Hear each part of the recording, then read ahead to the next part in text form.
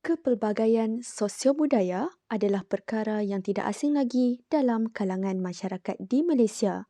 Begitu juga dalam bidang pendidikan, kepelbagaian sosiobudaya ini sedikit sebanyak menyumbang kepada kemajuan sistem pendidikan negara. Oleh itu, mari sama-sama kita teliti serba sedikit perkongsian berkaitan kepelbagaian sosiobudaya di sekolah oleh beberapa orang rakan guru yang terdiri daripada saya sendiri, Ainul Atirah binti Ruslan, Atika Syuhada juga Aisyah Humaira. Berikut merupakan beberapa perkara yang akan disentuh dalam memahami kepelbagaian sosiobudaya di sekolah kami. Pertama, kami akan membincangkan mengenai pengenalan sekolah kami dan juga konsep kepelbagaian sosiobudaya. Yang kedua, faktor-faktor kepelbagaian sosiobudaya di sekolah. Yang ketiga, implikasi kepelbagaian sosiobudaya. Yang keempat, guru sebagai ejen sosialisasi dan apakah peranannya.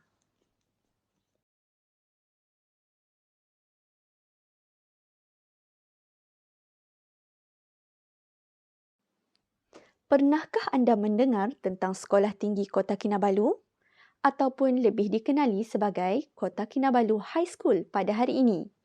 Sekolah Tinggi Kota Kinabalu adalah satu nama yang tidak asing lagi bagi masyarakat seluruh daerah Kota Kinabalu.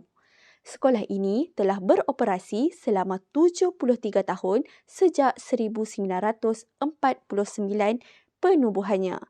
Pada asalnya, sekolah ini dinamakan Jesselton Middle School, kemudian ditukar nama kepada North Borneo Overseas Chinese School pada tahun 1950 dan pada tahun 1968, sekolah ini telah ditukarkan nama kepada Sekolah Tinggi Kota Kinabalu dan kekal namanya sehingga hari ini.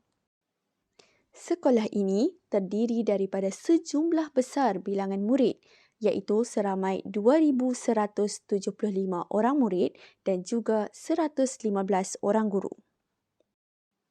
Di samping itu, sekolah ini terdiri daripada 80% bukan Islam, iaitu daripada agama Buddha, Kristian dan Hindu, manakala selebihnya iaitu 20% daripada agama Islam.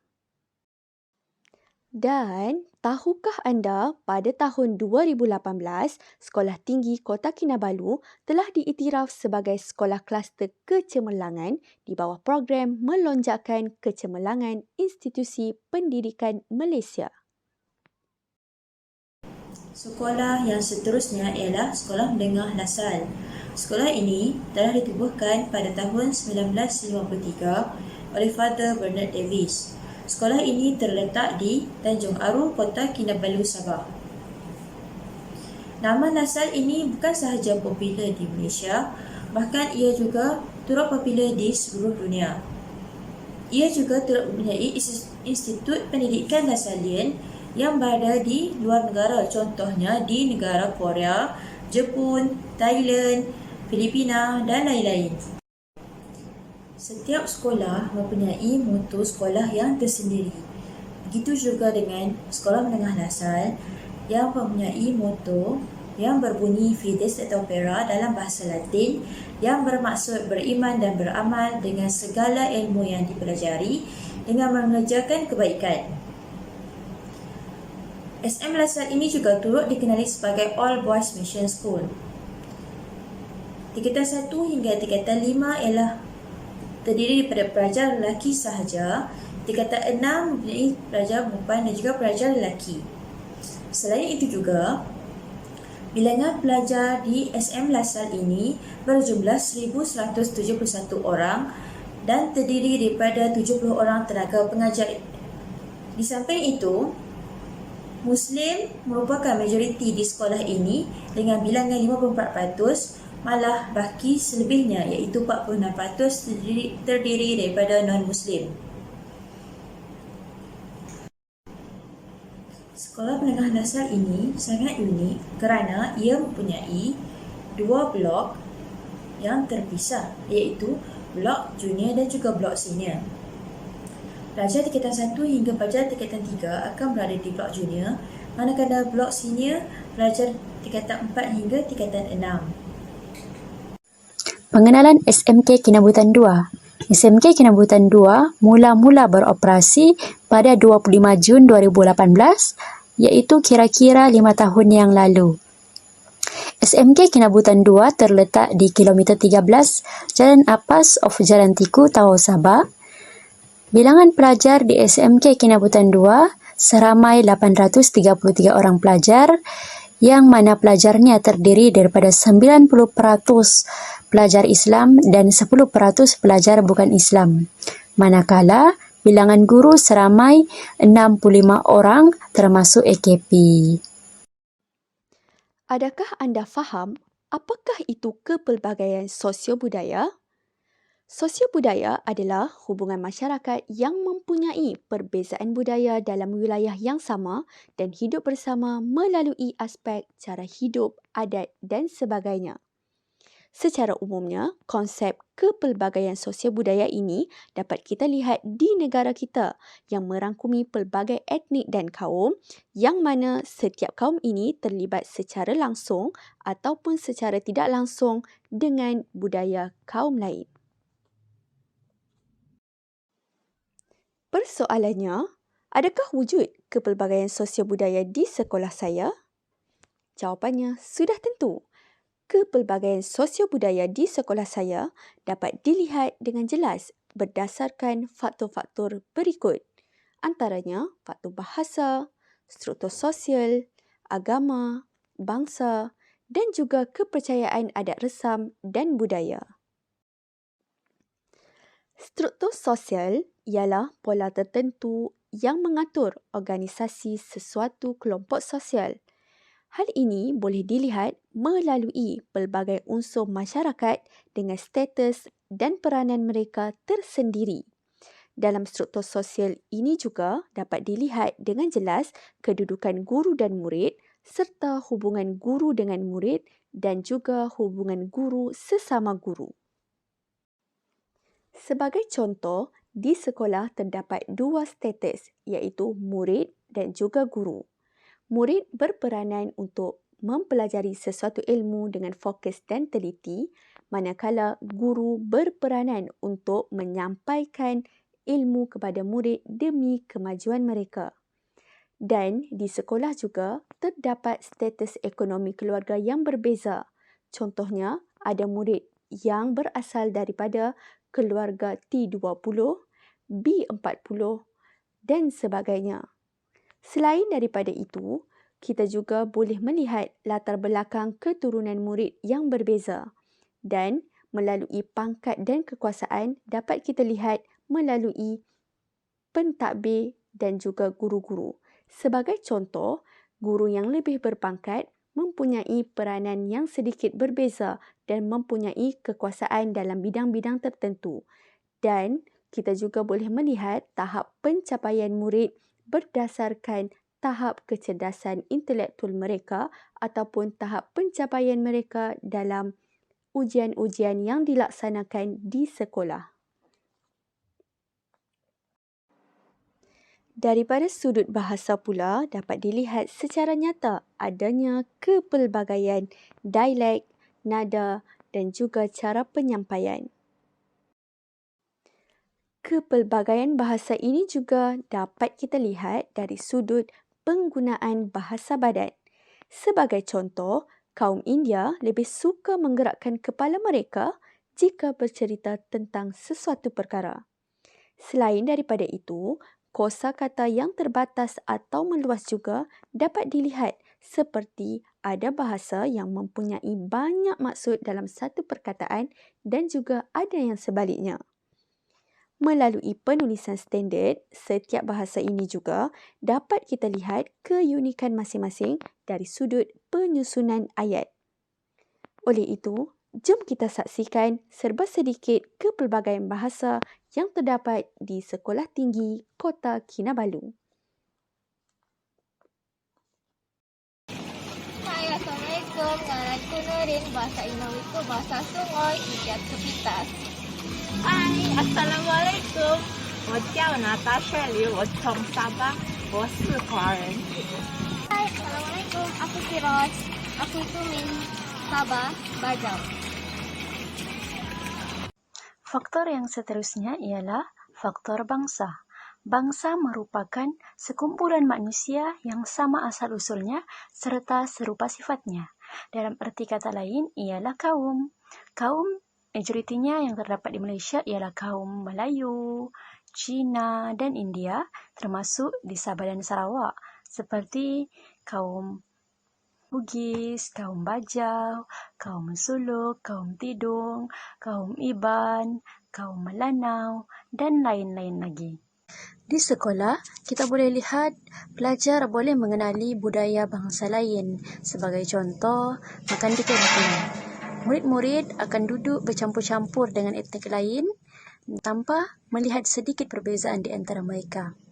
Murid-murid juga akan tahu budaya makan etnik itu sendiri. Contohnya, Bugis. Bugis ini kebiasaannya terlatih daripada kecil mereka makan menggunakan tangan. Etnik-etnik lain kebanyakannya menggunakan sudu. Dari situ kita lihat suatu bangsa itu meraihkan perbezaan dan menerima keunikan setiap kaum. Hal ini telah memupuk perpaduan antara pelbagai kaum di samping mewujudkan integrasi sosial. Integrasi sosial ini merupakan suatu proses menyatupadukan pelbagai kelompok melalui satu identiti bersama dengan menghapuskan perbezaan dan identiti masyarakat.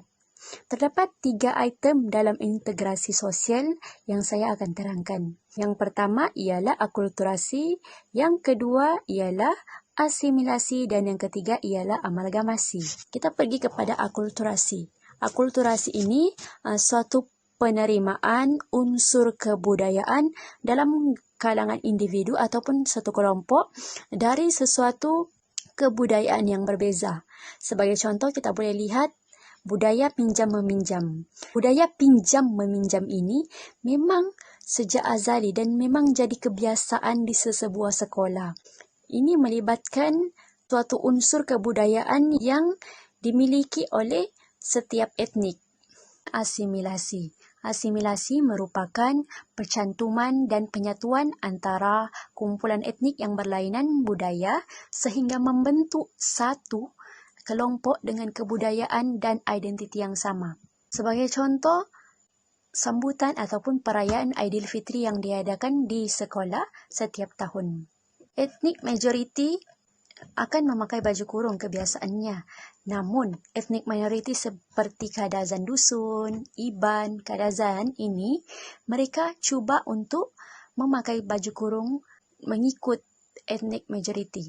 Di sini kita boleh lihat kesanggupan etnik minoriti ini untuk menghilangkan identiti mereka dan cuba menerima identiti kumpulan majoriti. Seterusnya, amalgamasi. Amalgamasi ini merupakan suatu proses mencampur adukkan entiti kebudayaan pelbagai kaum untuk membentuk sesebuah budaya dan ras baru. Contoh kita boleh lihat di sini ialah perkahwinan campur. Di sekolah wujud guru yang berbangsa Melayu berkahwin dengan guru yang berbangsa Bugis. Di situ kita boleh lihat sendiri bercampur adukan yang berlaku antara etnik Bugis dan etnik Melayu dalam sesebuah keluarga sehingga dibawa ke persekitaran sekolah. Contoh program-program yang telah diadakan di sekolah iaitu sambutan perayaan Aidilfitri, program Satu Murid Satu Sukan, bengkel RBT. Program-program sebegini dapat memupuk perpaduan dalam kalangan pelajar yang terdiri daripada pelbagai kaum. Seterusnya, faktor kepelbagaian agama. Kepelbagaian agama yang dianuti oleh masyarakat telah mewujudkan pelbagai jenis budaya di sekolah yang menunjukkan pelbagai tradisi dan kepercayaan agama masing-masing sehingga pelajar-pelajar itu membawa ke persekitaran sekolah. Di sekolah saya terdapat 90% pelajar yang beragama Islam dan 10% pelajar yang bukan beragama Islam. Namun, terdapat segelintir mu'allaf yang tidak tahu membaca jawi ataupun kenal huruf. Jadi kita sebagai seorang guru kena menjadi mentor ataupun rakan-rakan sekelas kena bergaul secara baik. Kita sebagai umat Islam, kita haruslah mengamalkan konsep bir, iaitu dengan berbuat baik kepada semua orang, termasuk saudara baru dan orang bukan Islam. Sebagai contoh program-program yang dijalankan di sekolah saya, pelajaran pendidikan Islam untuk pelajar Islam dan mata pelajaran pendidikan moral untuk pelajar bukan Islam. Selain itu, bacaan Yasin dan program Ilam. Bacaan Yasin dan program Ilam ini akan diadakan pada setiap hari Jumaat, namun dijalankan bergilir-gilir. Contohnya, pada Jumaat minggu ini adalah program bacaan Yasin, manakala minggu hadapan program bacaan Nilam. Minggu seterusnya ialah program bacaan Yasin dan begitulah kitarannya. Seterusnya, program Maulidur Rasul. Baru-baru ini sekolah saya telah mengadakan program Maulidur Rasul yang melibatkan semua warga SMK Kinabutan 2. Mana pelajar-pelajar bukan Islam juga terlibat dalam program tersebut.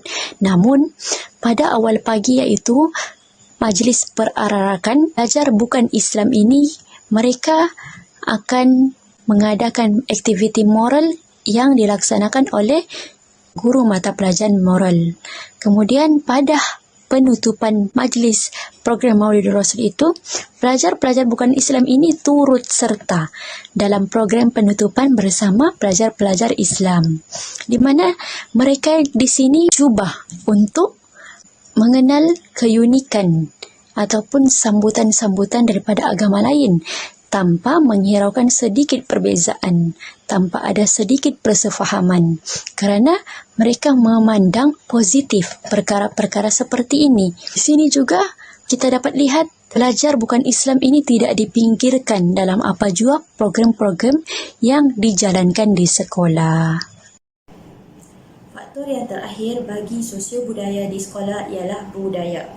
Budaya menurut Kamus Dewan Bahasa dan Pustaka ialah tamadun peradaban, kemajuan fikiran, akal budi iaitu cara berfikir, berkelakuan dan sebagainya. Selain itu, budaya juga ialah tingkah laku yang diwarisi oleh suatu bangsa atau masyarakat. Dalam konteks pendidikan pula, budaya di sekolah dilihat sebagai budaya yang diiktiraf oleh sebahagian daripada masyarakat. Contohnya di sekolah, pelajar dididik dengan budaya sebagaimana yang dikehendaki oleh masyarakat. Ini menunjukkan budaya masyarakat sangat berpengaruh dalam kehidupan pelajar di sekolah.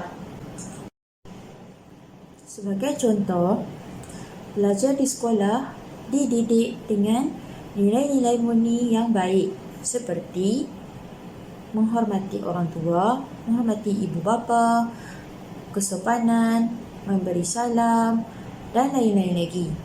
Nilai-nilai murni ini juga merupakan sebahagian daripada budaya masyarakat kita.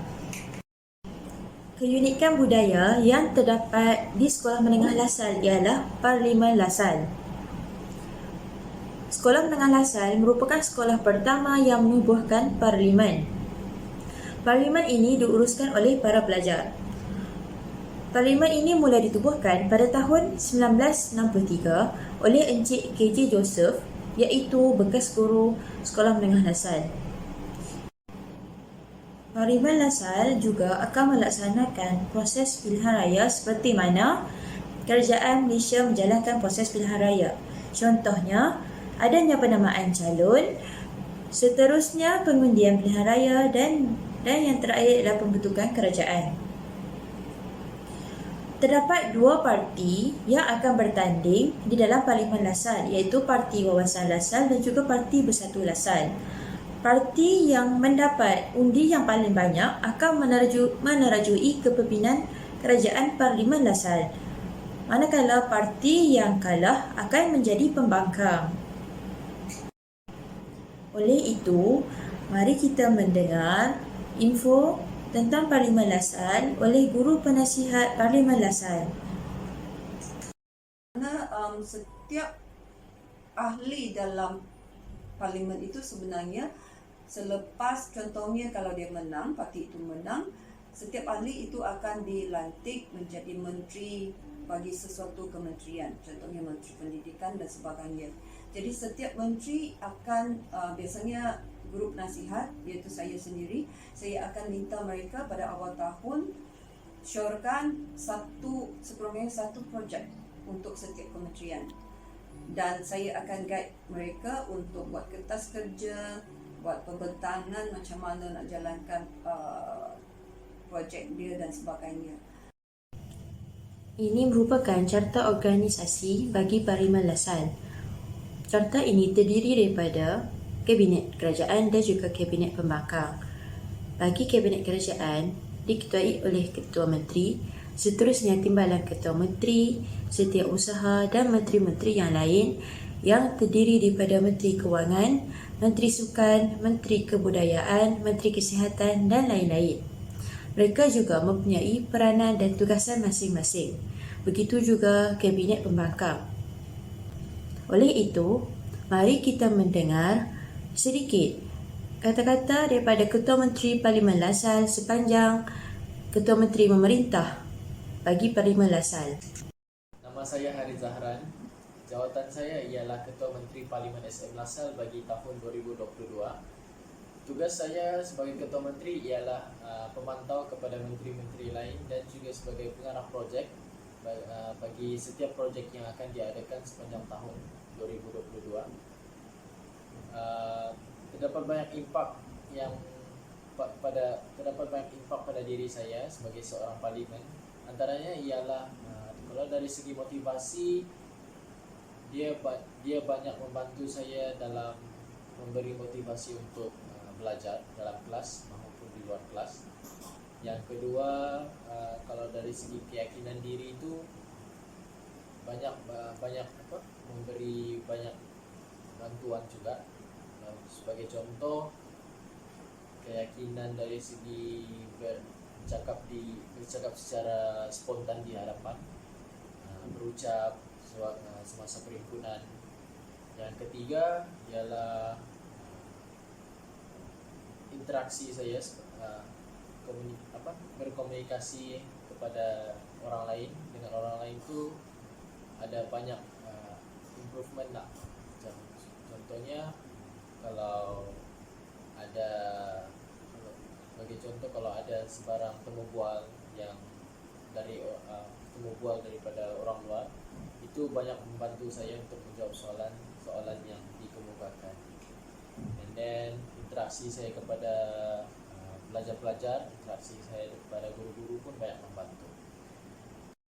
Apakah implikasi kepelbagaian sosial budaya ini kepada pendidikan? Kepelbagaian sosial budaya ini akan memberikan implikasi terhadap guru, sekolah dan juga murid.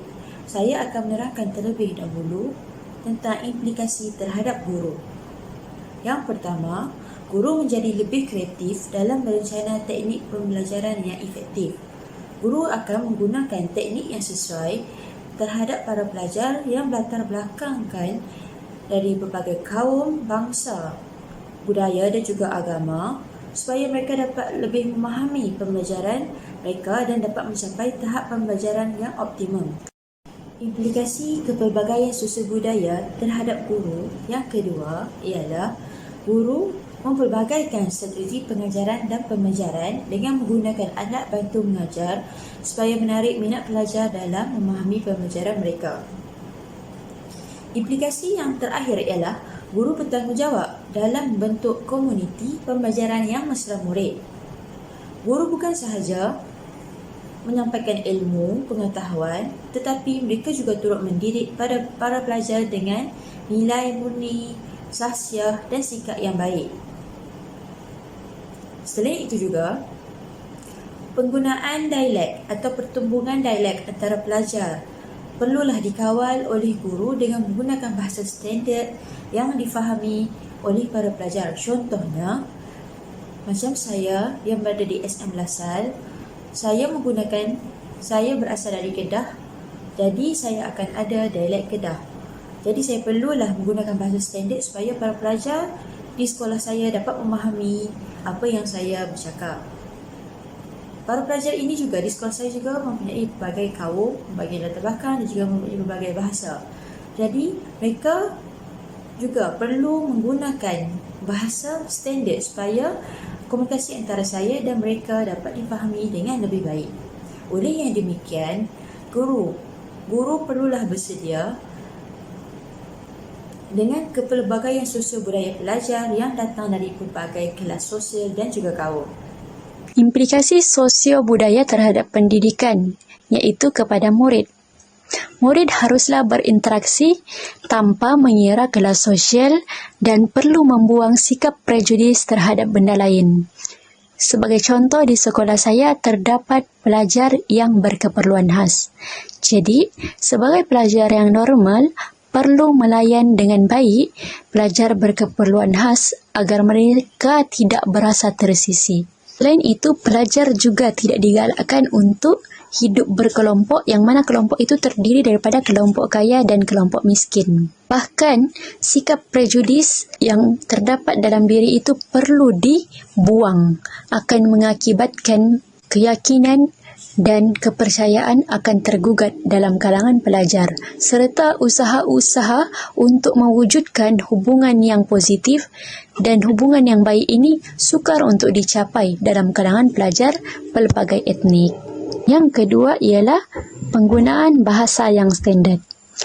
Murid juga digalakkan untuk menggunakan bahasa yang standard, iaitu bahasa Melayu. Bahasa Melayu ini merupakan bahasa perpaduan, iaitu alat yang digunakan oleh rakyat Malaysia khususnya untuk menyatupadukan pelbagai kaum di Malaysia.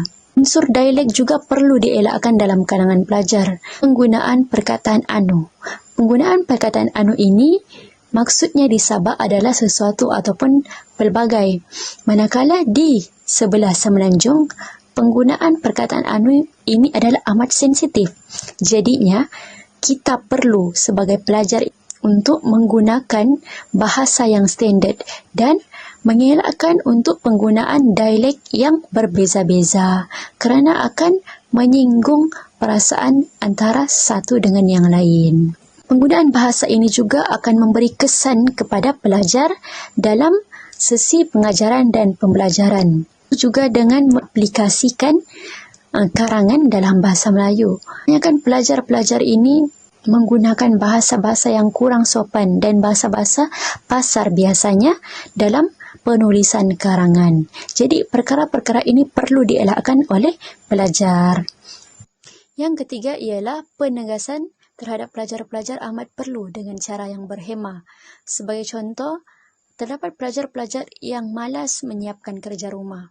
Jadi kita sebagai guru ini haruslah tegas dalam memberi arahan kepada pelajar-pelajar agar mereka lebih bermotivasi untuk menyiapkan kerja-kerja rumah itu lebih awal. Kita sebagai guru tidaklah untuk menghukum, tetapi untuk memberi penegasan yang berhemah kepada mereka. Seterusnya, antara implikasi kepelbagaian sosial budaya di sekolah ialah wujudnya reka bentuk seni bina yang unik. Sebagai contoh, jika kita lihat di Sekolah Tinggi Kota Kinabalu, adanya seni bina berunsurkan kesenian Islam dan juga berunsurkan tamadun Cina. Selain daripada itu, pencapaian sekolah dalam bidang co-curriculum dan juga bidang akademik akan meningkat kerana murid-murid akan berlumba-lumba untuk menyertai pertandingan yang berunsurkan kaum mereka. Dan yang ketiga, dengan adanya gabungan idea daripada kepelbagaian kaum dan juga kepelbagaian peranan di sekolah, akan lahirnya sistem pentadbiran yang lebih sistematik dan teratur. Berdasarkan implikasi kepelbagaian sosial budaya terhadap pendidikan di sekolah, kita dapat melihat bahawasanya peranan guru sebagai ejen sosialisasi atau ejen perpaduan antara kaum di sekolah.